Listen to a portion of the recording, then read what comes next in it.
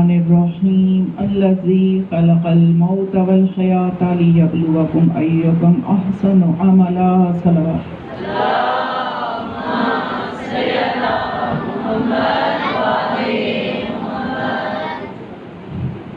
خداوند کریم اپنی لا ریب کتاب میں یہ فرماتا ہے کہ اس نے موت و حیات کو خلق فرمایا ہے، اور اس کو خلق فرمانے کا مقصد کیا ہے؟ وہ مقصد یہ ہے تاکہ وہ تمہیں آزمائے۔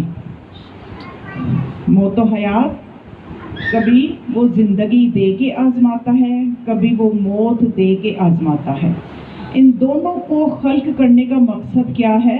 لیبلوکم، تاکہ تمہاری آزمائش کرے۔ کس چیز کی آزمائش کرے؟ احسن عملا، کہ تم میں سے سپر ڈگری کام کون کرتا ہے۔ یعنی اسلام، خدا ہم سے کیا چاہتا ہے؟ بہترین کام کون کرتا ہے، یعنی کوالٹی والا کام کون کرتا ہے۔ کوانٹٹی نہیں چاہیے، کوالٹی چاہیے، یعنی ایسا کام کہ جو سب سے بہترین ہو، گرچہ وہ کوانٹٹی میں کم ہو۔ یعنی مثلا دیکھ لیجئے کہ اگر ہم دن میں 4 مجلسیں سن لیتے ہیں، 4 مجالس ہم نے سن لی، کوانٹٹی تو اچھی ہے، اور ایک ایسی مومنہ ہے جو صرف ایک مجلس سنتی ہے لیکن اس پہ عمل کرتی ہے، اس کو اپنے اندر اتارتی ہے، تو عقلی طور پہ آپ بھی یہی نتیجہ دیں گے کہ جس نے ایک سنی لیکن عمل کیا وہ کوالٹی والا کام ہے۔ جس نے 4 سنی، ادھر سے سنی ادھر سے نکالی، یہ کوانٹٹی والا کام ہے۔ تو اسلام ہم سے کوالٹی مانگ رہا ہے۔ اب آپ یہ نہ کہیں کہ مجالس میں جانا کم ہو جائے۔ اگر آپ کوالٹی کے ساتھ کوانٹٹی بھی کر لیں تو پھر تو نور علی نور ہے، پھر تو زبردست ہو جائے گا کہ آپ جتنا بھی سنیں ساتھ ساتھ عمل بھی کریں۔ تو بہرحال یہ موت و حیات اللہ کی مخلوق ہے، موت بھی اللہ کی مخلوق ہے اور حیات بھی اللہ کی مخلوق ہے۔ بس میں تھوڑا سا بتانا چاہتی ہوں کہ ہمارے اندر ہم کیا سمجھتے ہیں، زندگی کیا ہے اور موت کیا ہے، اور معصومین نے جو اس کی ایک تعریف ہمارے سامنے کی ہے کہ موت و حیات کو معصومین نے کس طرح سے پیش کیا ہے، اس کی کس طرح سے تعریف کی ہے، اس کو کیسے ڈیفائن کیا ہے۔ یعنی ہم یہ کیا کرتے ہیں نا کہ ہم سمجھتے ہیں کہ موت جو ہے یہ اختتام کا نام ہے، انسان ختم ہو گیا، تو اور ہم یہ سمجھتے ہیں کہ سانسیں لینے کا نام زندگی ہے۔ مولا کائنات نے موت کی کیا تعریف کی؟ مولا کائنات نے تعریف یہ کی کہ الناس ماتوا، الناس یناموا اذا ماتوا انتبہوا، کہ لوگ سو رہے ہیں، مریں گے تو جاگیں گے۔ ہم کیا کہتے ہیں؟ ہم کہتے ہیں جو چلتا پھرتا ہے یہ جاگ رہا ہے۔ مولا فرماتے ہیں ہم جاگ ہی نہیں رہے، ہماری جو زندگی ہے، بیداری ہے، وہ مرنے کے بعد ہے۔ اصل زندگی وہ ہے، اور ہم اس زندگی کے لیے پریشان ہوتے ہیں۔ مولا حسین علیہ السلام بھی جب سفر طے کر رہے تھے، منزلیں طے کر رہے تھے کربلا کی طرف، تو آپ نے بھی ایک جملہ فرمایا۔ آپ نے فرمایا کہ اس زندگی کا چاہے میٹھا ہے چاہے کڑوا ہے، خواب ہے، یہ گزر جانے والی ہے، اور یہ ایک خواب ہے۔ اور خواب کون دیکھتا ہے؟ جو سوتا ہے۔ تو باپ اور بیٹا دونوں کی ایک ہی بات فرمائی نا دونوں نے۔ مولا فرماتے ہیں کہ ہم سو رہے ہیں، اور مولا حسین فرما رہے ہیں کہ زندگی ایک خواب ہے، اور خواب وہی دیکھتا ہے جو سوتا ہے۔ تو یہ زندگی ایک خواب سے زیادہ کچھ بھی نہیں ہے۔ اگر مولا حسین فرماتے ہیں اس کا چاہے میٹھا ہے چاہے کڑوا ہے، وہ گزر ہی جائے گا۔ صلوات پڑھے میری۔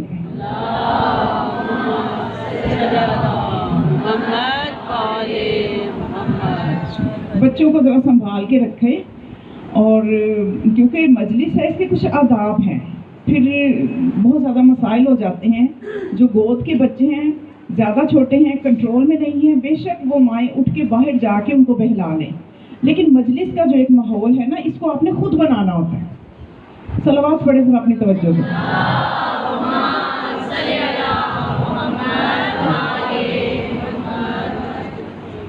اب آپ دیکھیں اس زندگی میں اس میں گزر جانا ہے، چاہے یہ کسی کی بہت حسین ہو، بہت ہی امیر ہے، بہت ہی آسائشوں میں زندگی بسر کر رہا ہے۔ اب اس کی مثال یہ خواب ہے نا زندگی، مولا نے یہی فرمایا، اور خواب وہ دیکھتے ہیں جو سویا ہوتا ہے، اور یہ ایک خواب ہے۔ آپ خواب کی مثال ہیں، آپ سب روٹین میں، خواب تو سب کو آتے ہی ہے نا، روٹین میں نہ آتے ہو کبھی تو آتا ہی ہے، سب کو پتہ ہی ہے کہ خواب کی کتنی سی حقیقت ہوتی ہے۔ ایک بندہ ہے، خواب دیکھ رہا ہے کہ بہت ڈراؤنا ہے، گرمی ہے اور اتنے اندھیرا ہے، تاریکی ہے، سانپ ہے، اور وہ اس ماحول میں، یعنی وہ خواب میں ہے۔ جب اس کی نیند کھلے گی تو وہ کیا کہے گا؟ شکر ہے خواب تھا۔ اور ایک بندہ ہے، وہ بہت حسین ہے، وہ غریب لیکن خواب بڑا اچھا دیکھ رہا ہے، بہت آسائشوں میں لیٹا ہوا ہے، خوبصورت باغ میں لیٹا ہوا ہے، ارد گرد اس کے ملازم ہیں، کھانے پینے کو فراوانی ہے۔ تو جب اس کی نیند کھلے گی تو وہ کہے گا ہائے کیوں یہ خواب تھا، کاش یہ حقیقت ہوتی۔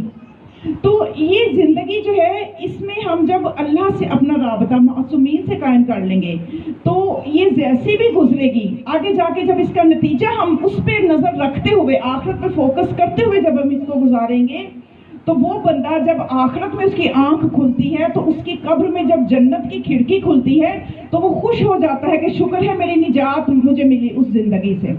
اور جس نے اس زندگی میں اپنے آپ کو اللہ کے لیے حوالے نہیں کیا، اپنے آپ کو اللہ کے دیے ہوئے مقصد کے مطابق نہیں گزارا، تو وہاں پہ اس کے لیے جو کھڑکی کھلے گی اس کی قبر میں، وہ جہنم کہ یہ تمہیں ملنے والی ہے، تو وہ کہے گا کاش میں مرتا ہی نہ۔ تو ہمیں اس زندگی میں مقصد کو سمجھنا ہے کہ کس طرح سے ہم نے اپنے آپ کو اس راستے پہ لگانا ہے جس راستے پہ اللہ ہمیں دیکھنا چاہتا ہے۔ ہم موت کو کیا کہتے ہیں کہ یہ فنا ہے، یعنی موت اختتام نہیں ہے، فنا ہے۔ بس اس فنا کو میں نے سمجھانا ہے کہ یہ فنا کیا ہے۔ بیج اپنے آپ کو فنا کرتا ہے مٹی کے اندر تو پھر وہ ختم نہیں ہوتا، بلکہ وہ ایک پودے کی صورت میں، پھر درخت کی صورت میں لوگوں کو فائدہ دینا شروع ہو جاتا ہے۔ پہلے اس نے اپنے آپ کو مٹی میں فنا کیا، اس کے بعد اس کو یہ صلاحیت مل گئی کہ اب وہ ایک پھل بن گیا۔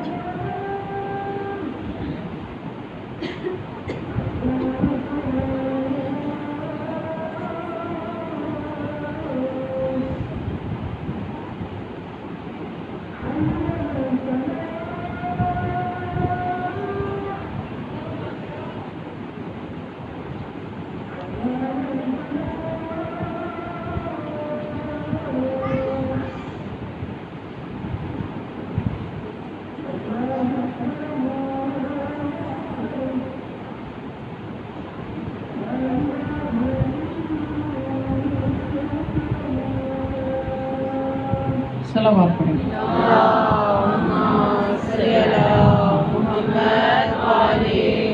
تو وہ بیج جو بے حیثیت تھا، جس کی کوئی حیثیت نہیں تھی، اس نے جب اپنے آپ کو مٹی میں فنا کیا تو وہ ایک ثمر آور درخت بن گیا، لوگوں کو فائدہ دینے لگ گیا۔ ایک اور مثال، چینی کو جب پانی میں اپنے آپ کو چینی نے فنا کر دیا، ہم بظاہر دیکھتے ہیں چینی ختم ہو گئی، لیکن ختم نہیں ہوئی، وہ پانی کا ایسا جز بن گئی کہ پہلے وہ ایک سالڈ شکل میں تھی، اب وہ جب اس نے اپنے آپ کو پانی میں فنا کر دیا، اب اس میں بہنے کی صلاحیت آ گئی، جہاں جہاں پانی جائے گا وہاں وہاں چینی بھی جائے گی۔ اور اب اس میں اسی طرح سے جب انسان اپنے آپ کو کسی ہستی میں فنا کر لیتا ہے تو وہ اس کے ساتھ اس کے درجات میں ہو جاتا ہے۔ جناب سلمان نے اپنے آپ کو عشق آل محمد میں فنا کر دیا، اس طرح سے فنا کر دیا کہ انہوں رسول خدا نے یہ فرمایا السلمان منا اہل البیت، کہ سلمان ہم اہل بیت میں سے ہیں۔ اب جہاں اہل بیت ہوں گے، جہاں آل محمد ہوں گے، وہاں سلمان ہوں گے۔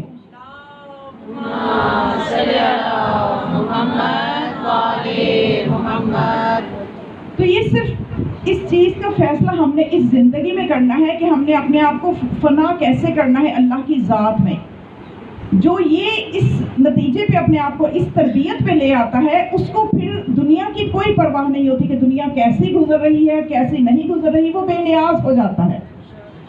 میں بس ایک واقعہ بچیوں کے لیے کہ مزید اپنے مقصد کو واضح کر سکوں، ایک چور تھا، شخص تھا، اس کا کام تھا چوری کرنا۔ وہ جگہ جگہ چھوٹی چھوٹی چوریاں کرتا تھا۔ ایک دفعہ اس نے سوچا اس سے تو کچھ بنتا ہی نہیں ہے، کوئی بڑا ہاتھ مارنا چاہیے۔ تو اس نے کہا کیوں نہ میں ملکہ کا ہار چرا لوں، تو کافی قیمتی ہوگا، تو اس کے لیے تھوڑی محنت تو ہوگی لیکن میں ایک دفعہ امیر ہو جاؤں گا۔ اب وہ اس مقصد کے لیے اس نے رستہ محل کی بیک سائڈ سے، پچھلے حصے سے ایسا رستہ تلاش کیا کہ وہ ملکہ کے کمرے تک اس کو رسائی ہو گئی۔ اب اس نے کمرے کے اندر جا کے ایک موقع دیکھ کے وہ ہار جو تھا، جو ملکہ کسی بھی جگہ رکھتی تھی، اسے تحقیق کر کے وہ اٹھانا تھا۔ اس نے دیکھا کہ بادشاہ اور ملکہ جو ہے نا باتیں کر رہے ہیں۔ اس نے کہا کہ میں سن لوں کیا باتیں کر رہے ہیں۔ وہ اس نے جب کان لگا کے سنا تو وہ باتیں کر رہے تھے کہ اب ہمارے پاس اللہ کا دیا ہوا تو سب کچھ ہے، اور ایک ہی ہماری بیٹی ہے، اس کی شادی کرنی ہے، تو کوئی ہمیں ایسا لڑکا ڈھونڈنا چاہیے۔ بادشاہ ملکہ سے کہتا ہے کوئی ایسا لڑکا جو بہت نیک ہو، لیکن ہمیں کیسے پتا چلے کہ کوئی کتنا نیک کیسے ہے، اس کی نیکی کا کیسے اندازہ ہو۔ ملکہ نے کہا کیا مشکل ہے، مسجد میں دیکھنا جو نوجوان جلدی فجر سے بھی پہلے جاتا ہو، عشاء کے بھی بعد آتا ہو، اتنی عبادت کرتا ہو، وہ بڑا نیک ہوگا، وہی ہماری بیٹی کے لیے ٹھیک ہوگا۔ اس نے کہا چھوڑو ہار کو، اب تو اور بڑی چیز مجھے مل رہی ہے۔ اس نے اگلے ہی دن اپنا حلیہ بدلا اور بڑا نمازی ہاتھ میں تسبیح، فجر کی اذان سے بھی پہلے مسجد میں جاتا، نمازوں پہ نمازیں پڑھ رہے ہیں، اور جو تھے بادشاہ کے جتنے بھی فوجی تھے، سپاہی تھے، وہ اس کو دیکھ رہے تھے کہ انہوں نے کہا کہ کچھ دن ہم نے نوٹ کیا، بادشاہ سلامت کے پاس اس کو پکڑ کے لے گئے کہ ہم نے نوٹ کیے یہ نوجوان جو ہے یہ مسجد میں پہلے آتا ہے اور خوب عبادت کرتا ہے، کبھی قرآن پڑھ رہا ہے، تو یہ جو ہے نا یہ ہم نے اس کو آپ کے پاس لے کے آئے ہیں۔ تو بادشاہ نے کہا کہ ہاں یہ تو ٹھیک ہے، آپ نے صحیح تحقیق کی ہے۔ اب اس نے کہا کہ ٹھیک ہے، اب اس کی شادی ہماری شہزادی سے ہوگی، اس کی شادی ہم۔ تو اب وہ جو جوان تھا وہ چاہے ریاکاری کے لیے ہی صحیح وہ مسجد میں جاتا رہا، جب اس نے اللہ کے آگے سجدے کیے تو اس کو یہ خیال آیا کہ میں نے ریاکاری والی عبادت کی ہے تو مجھے اتنا کچھ مل رہا ہے، جب میں اللہ کی پرخلوص سے عبادت کروں گا تو پتہ نہیں مجھے کیا ملے گا، پتہ نہیں پھر مجھے کیا ملے گا۔ تو اس نے اس چیز سے انکار کر دیا کہ مجھے یہ رشتہ ہی قبول نہیں، اب جو چیزیں مجھے نظر آ رہی ہیں وہ میں بتا نہیں سکتا، وہ کسی چیز میں مجھے کوئی دلچسپی نہیں ہے۔ یعنی جب انسان فنا کر لیتا ہے اپنے آپ کو اللہ کی ذات میں، جب معصومین کی ذات میں اپنے آپ کو فنا کر لیتا ہے، تو پھر اس کو جو چیزیں ملنا اللہ کی طرف سے جو عطا ہوتی ہے، جو توفیقات ہوتی ہے، پھر دنیا کی کوئی حیثیت نہیں رہ جاتی۔ تو یہی موت و حیات کا مقصد ہے، یہی کربلا والوں کا مقصد ہے کہ ان جتنا علامہ نقی نکن کا ایک جملہ ہے، اللہ پاک ان کی درجات میں بلندی فرمائے، ان کا ایک جملہ ہے، وہ یہ فرماتے ہیں کہ جتنا میں نے شب عاشور زندگی کو ذلیل ہوتے دیکھا کبھی نہیں دیکھا۔ حسین دے رہے ہیں کہ زندگی لے لو، اور ان کے جو ساتھی ہیں، جو مخلص صحابی ہیں، وہ واپس پھینک رہے ہیں، نہیں حسین ہمیں نہیں چاہیے، جتنا زندگی کو کربلا میں ذلیل ہوتے دیکھا۔ تو یہ کربلا کا درس ہے کہ حقیقت جو ہے، خدا کا عشق جو ہے، وہ ہمیں اپنے اندر اجاگر کرنا ہے، یہ کربلا کا درس ہے۔ تو بس مومنات، آپ بھی سارے دن کی تھکی ہوئی ہیں، زیادہ میں آپ کو زحمت نہیں دیتی، اور یہ شب بھی مصائب کی شب ہے، جتنا ہو سکے آج گریا کریں۔ بے شک آپ تھکی ہوئی ہیں، لیکن یہ یقین کریں کہ آپ جناب سکینہ سے زیادہ تھکی ہوئی نہیں ہیں، آپ زینب سے زیادہ تھکی ہوئی نہیں ہیں، آپ نبی کی بیٹی سے زیادہ، نبی کی بیٹیوں سے، رسول زادیوں سے زیادہ تھکی ہوئی نہیں ہیں، آپ سید سجاد سے زیادہ تھکی ہوئی نہیں ہیں۔ بڑا سخت امتحان تھا صبح سے لے کے شام تک، اور جناب سیدہ فاطمہ زہرا اپنی زندگی میں تو جو تکلیفیں اس امت نے بی بی کو دی ہی، لیکن قبر میں بھی چین نہیں، بقیع سے آئی ہوئی ہے کربلا میں زہرا، بقیع سے کربلا میں آئی ہوئی ہے، اور دیکھ رہی ہے کہ میرا حسین صبح سے لے کے عصر تک لاشیں اٹھا رہا ہے، صبح سے لے کے عصر تک میرا حسین جو کہ پیاسا بھی ہے، جو کہ بھوکا بھی ہے اور پیاسا بھی ہے، اور لاشیں اٹھا رہا ہے۔ یہ بی بی سارا منظر دیکھ رہی ہے کتاب نفس الحموم میں روایت موجود ہے کہ جب روز محشر ہوگا تو جناب سیدہ خدا کی بارگاہ میں عرش کے پاس یہ شکایت لے کے آئیں گی، بی بی آئیں گی اور خدا کی بارگاہ میں یہ عرض کریں گی کہ اے خدا میرے حسین کا کیا قصور تھا، آج میں حسین کا مقدمہ درج کروانے آئی ہوں، مجھے بتا میرے حسین کا کیا قصور تھا، مجھے بتا میری بچیوں کا کیا قصور تھا کہ ان کی چادروں کو لوٹا گیا، میرے بچوں کا کیا قصور تھا، 6 ماہ کے علی اصغر کا کیا قصور تھا۔ اور روایت میں ہے کہ جب بی بی اس طرح سے فریاد کریں گی تو تمام ملائکہ گریا کریں گے، تمام انبیاء گریا کریں گے، اور جب بی بی سے کہا جائے گا کہ آپ جنت میں جائیں تو بی بی فرمائے گی کہ نہیں، پہلے مجھے میرا حسین اس حالت میں دکھاؤ کہ جس طرح کربلا میں ظلم ہوا، تو روز محشر کربلا کا پورا واقعہ کی منظر کشی کی جائے گی، کس طرح سے صبح صادق سے لے کے عصر عاشور تک کس طرح سے قربان گاہ کھلی ہوئی تھی، کس طرح سے حسین عالم ضعیفی میں جوانوں کے لاشیں اٹھا اٹھا کے لا رہے تھے اور گنج شہداء میں رکھ رہے تھے، اور کس طرح سے جب واقعہ عاشور ہو گیا، جب شہادت حسین ہو گئی، کس طرح سے خیموں کو لوٹا گیا، کس طرح سے بیویوں سے ردائیں چھینی گئی اور انہیں بے کجاوہ اونٹوں پہ سوار کر کے، یہ ساری منظر کشی جب محشر کے میدان میں ہوگی تو روایت کہتی ہے کہ اہل محشر ٹکرے مار مار کے روئیں گے، ایک ایسا گریا پتا ہوگا، ایک ایسی گریا ازاری ہوگی کہ جناب سیدہ کہیں گی کہ مجھے میرا بیٹا حسین دکھاؤ، تو بی بی سے کہا جائے گا انظر الی قلب محشر، محشر کے درمیان میں دیکھو، محشر کے درمیان میں جب جناب سیدہ دیکھیں گی بے سر کا حسین، بغیر سر کے جب اپنے بیٹے کو دیکھے گی، بی بی شدت سے گریا کرے گی، پھر بی بی کی تسلی کے لیے انہیں حسین کا سر لا کے دیا جائے گا، ایک نورانی خیمہ لگے گا، بی بی اپنے بیٹے سے حسین کا سر لے کے اس خیمے میں بیٹھے گی، اور جب روز محشر ہوگا اس انداز سے جناب سیدہ آئے گی، تمام انبیاء کو حکم ہوگا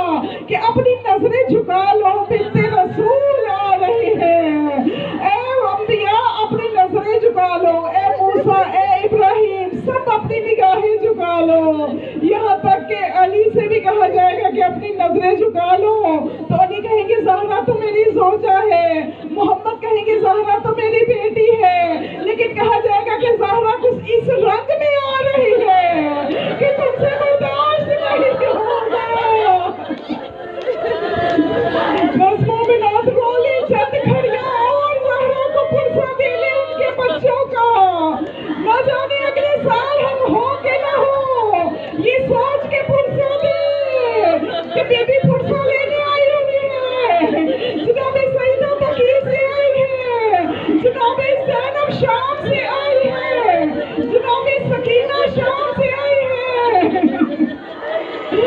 آج آپ نے ایک شہید کا نہیں 72 شہداء کا پرسہ دینا ہے، بس مومنہ جب مولا حسین پہ جب کند خنجر سے وار ہو رہے تھے، اس لیے ہمارے امام 8ویں امام فرماتے ہیں ہمارے شیعوں، تمہیں جب بھی کوئی غم ہو، جب بھی کوئی دکھ ہو تو تم اس پہ نہ رونا، بلکہ میرے جد مظلوم حسین پہ رونا، اس لیے کہ میرے مظلوم حسین کو میرے جد کو گوسفند کی طرح ذبح کیا گیا، حسین وہ شہید ہے جس کو رلا رلا کے مارا گیا، جس کو رلا رلا کے مارا گیا، اور ان لائنوں میں اشکیاء میں جرأت نہ تھی کہ اب حسین کے بدن میں جان نہیں ہے، لیکن کوئی بھر نہیں رہا کہ سر کو تن سے جدا کرے، تو ایک ملعون نے کہا اگر دیکھنا چاہتے ہو کہ حسین میں جان باقی ہے یا نہیں، بس خیموں کی طرف گھوڑوں کو دوڑاؤ، اتنا کہنا تھا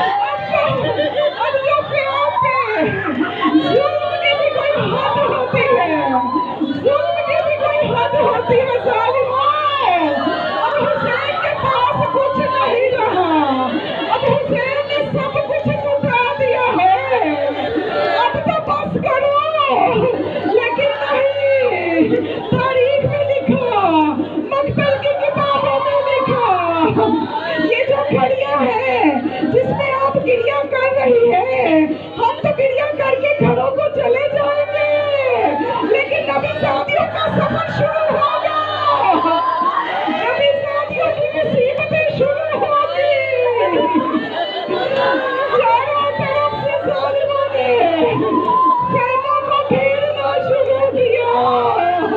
बीबियों एक खैमे को आग लगती, दूसरे खैमे में चली जाती, अब कोई खैमा बाकी ना रहा। और सैयद सज्जाद से इमामत का पहला मसला पूछा, बेटा सज्जाद अब तू इमाम है, बता चल के मर जाए या तो नंगे सर बाहर निकल जाए। सैयद सज्जाद ने कहा, पुत्री अम्मा बाहर निकल जाए, ख़वातीन से कहे, बच्चियों से कहे, हिजाब साकित है, खैमों से बाहर आ जाए।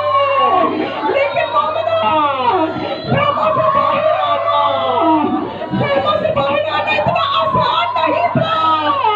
जो ही बच्चियां खैमों से बाहर आई, जनाब ज़ैनब ने बच्चों को गिनना शुरू किया तो शिमर मदऊद को उमर बिन साद ने हुक्म दिया कि जो ही ये बच्चों को इकट्ठा करे तो जाकर उनको जुदा कर दो।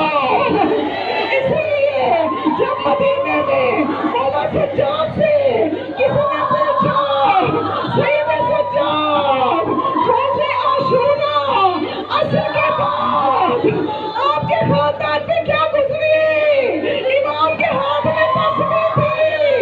मौला ने फरमाया, अगर ये तस्बीह टूट जाए, इसके दाने बिखर जाए, इस तरह आले रसूल के बच्चे सहरा में बिखर गए, कोई घोड़ों के सुबह कोई घोड़ों के सुबह तले कुचले गए। खदीजा बिन्ते अली की बेटी खदीजा, जिसका रोज़ा मस्जिद कूफा के सामने है, अली की बेटी खदीजा ज़ैनब के पास आई, आके कहती है, शहज़ादी ज़ैनब मेरे दो बेटे, दोनों बेटे घोड़ों की सुबह तले कुचले गए। मुस्लिम की वो बच्ची जिसके कानों में हुसैन ने बालियां पहनाई थी, वो बच्ची घोड़ों की टापों के नीचे कुचली गई। जब बच्चों की गिनती की जनाब ज़ैनब ने, ऐसी भगदड़ मची, ऐसा हजूम किया अश्किया ने। जब बच्चों की गिनती शुरू की, यही वक्त होगा, ऐसा ही वक्त होगा कि सकीना नजर नहीं आ रही थी। हुसैन की 4 साला बच्ची सीने पे सोने वाली नजर नहीं आ रही थी। इस हजूम में जनाब ज़ैनब ने कहा, उम्मे कुलसूम भाई की निशानी नजर नहीं आ रही, हुसैन मेरे हवाले करके गया था। जब मैदाने जंग में उतरी ज़ैनब आवाजें देती जा रही है, एक जगह पत्थरों के ढेर के नीचे से आवाज आई, ज़ैनब आहिस्ता आहिस्ता, मेरे बच्चे अभी सोए हैं, शिमर के तमाचे खा के इसका हिल गई है। ज़ैनब बच्ची के पास प्यार किया कि बताओ बेटा, तुम्हें कैसे पता चला? तीन सर के लाशे से कैसे पता चला ये मेरे बाबा का लाशा है? बच्ची ने कहा कि मुझे बाबा के सीने के बगैर नींद नहीं आती। मैं बाबा का सीना ढूंढती हुई यहाँ पहुंची, कैसे पत्थर के ढेर से आवाज आई, इलैया इलैया, या बिलैया, आजा मेरी बेटी मेरे पास आजा। बहुत सख्त मंजिल, बहुत सख्त वक्त आ गया आले रसूल पे। शाम गरीबा, गरीबों की शाम, गरीबों की शाम आ गई,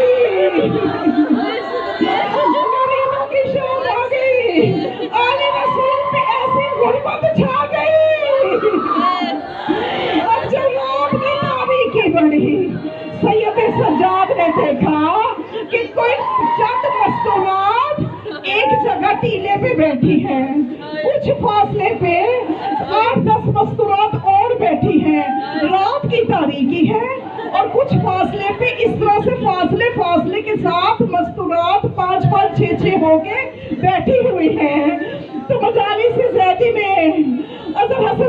जुमले हैं। सैयद सज्जाद हर तमाम बीवियों के पास गए, हर गिरोह के पास गए और जाके शुक्रिया अदा किया।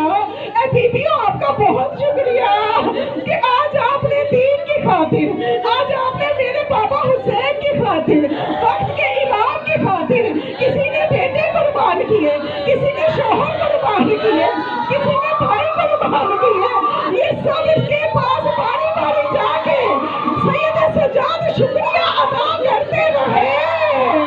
जब वो शुक्रिया अदा करके करबला की खाक पे मेरा मौला बैठ गए तो ये सारी बीबियां इकट्ठी होके सैयद सज्जाद के पास आई और आके कहने लगी, ए सैयद सज्जाद, ए हमारे वक्त के इमाम, हम में से किसी का तो भाई गया, किसी का शोहर शहीद हुआ, किसी का भाई गया, किसी का बेटा गया, लेकिन ए सैयद सज्जाद, आपका तो सारा खानदान कुर्बान। आपका तो सारा मौला सज्जाद ने सजदे